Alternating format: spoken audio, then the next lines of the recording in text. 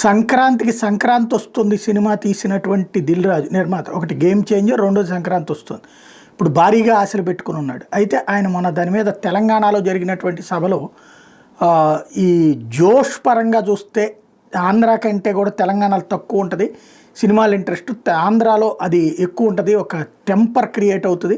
మాకు ఇక్కడ వచ్చేటప్పటికి ఈ మందు ముక్కతో అన్నటువంటిది, అంటే ఇక్కడ భాషలో చెప్పండి మందు ముక్క, అక్కడ ఆయన యాసలో చెప్పారు, వాటితో సర్దుకుంటాం మేము అన్నటువంటి మాట చెప్పడం. దాని మీద తెలంగాణ సమాజం నువ్వు ఆంధ్ర వాళ్ళ కోసం ఇట్లా మాట్లాడతావా, ఆంధ్ర సినిమా వాళ్ళ ఎదుట ఇట్లా పరువు తీస్తావా అంటూ తెలంగాణ వాదులు కొంతమంది ట్రోల్ చేస్తున్నారు. ఓ పక్కన సినిమా దగ్గరకు వచ్చినప్పుడు 14వ తారీఖు వస్తుందనగా బాయ్కాట్ లాంటి స్టేట్మెంట్లు ఇస్తున్నటువంటి నేపథ్యంలో ముందస్తుగా దీన్ని పరిష్కరించుకునేందుకు రంగంలోకి దిగారు. అందులో భాగంగా తను ఒక వీడియో విడుదల చేశారు.